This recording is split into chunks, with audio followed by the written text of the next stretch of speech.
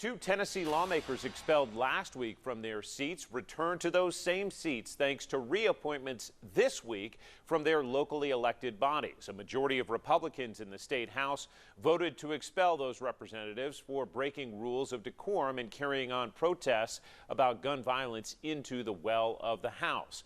For perspective on that political fight in Tennessee and the national reaction to it, 10 News reporter Grace King spoke with the moderator of NBC's Meet the Press, Chuck Todd. Chuck, I want to talk to you about the Tennessee legislature. I know you've been following what's been happening in our state house the last few weeks. Just to underline, are the state politics we're seeing play out here in Tennessee unique or more a symbol of what we've been seeing across the country? It's actually a more symbolized of what you see, particularly in states that are more dominated by one party. A solid blue state or a solid red state.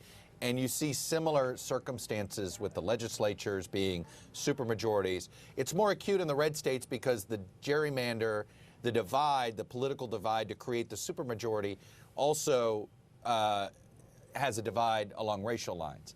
You don't have that as much in the blue states, supermajorities that you see, but you do see them in a lot of these red states, particularly the southern states. And it's sort of, it's a twofold situation.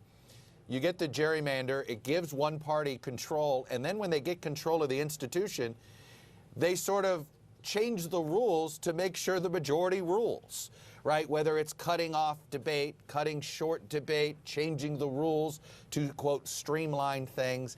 And again, we did an analysis of this today. These more partisan legislatures, whether they're hard blue or hard red, are the ones that end up curtailing minority rights, and in this case, I'm talking about a minority political party. Right, and you mentioned those supermajorities. What is that impact of having all of those state legislature supermajorities on democracy? Well, it's a pretty undemocratic situation, as we've learned. I mean, take Tennessee.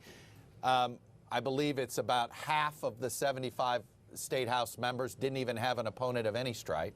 Only 4 Republicans in the current Tennessee legislature, one with less than 60% of the vote. So there's really no democracy. It's every 10 years, it's in the primary, and it's whoever draws the lines. And then you have the situation where, particularly take Nashville, where when they drew the congressional lines, instead of keeping a community together like Nashville, they did what's called in the redistricting community cracking and packing. So they cracked the community, in this case Nashville, and create sort of like a hub and spoke, splinter the community. And in this case, you try to create more, and they wanted to create more Republican districts and get rid of a potential Democratic district.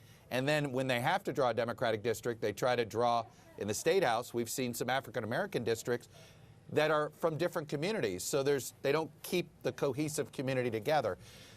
That's what you end up doing, and it's sort of, power corrupts, absolute power corrupts absolutely, the old saying, power corrupts and absolute power corrupts absolutely. That's what you end up getting. What's your measuring stick proving whether the expulsion votes marked a significant turning point for Tennessee politics, or if those events just become another attention grabber without much impact on elections and beyond?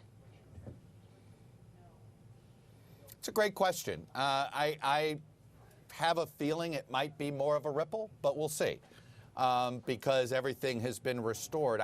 And there's not a near-term moment where you get a voter test in Tennessee to see if there's some sort of there's some sort of backlash to this moment. I think it is notable that the governor himself ended up, while not getting involved in the decision to expel the lawmakers, or whether that was good or bad, the fact that he called on the legislature to pass more gun laws, essentially taking the side of the once ousted lawmakers who wanted the legislature to consider more gun proposals, he ended up proposing that. So I guess that's one way to take a measure of this situation. Well, thank you so much, Chuck. We really appreciate your time and your expertise on this topic. All right, Grace. You can hear more from Chuck Todd this Sunday and every Sunday on Meet the Press. It comes on at 10 in the morning right after Inside Tennessee right here on 10 News.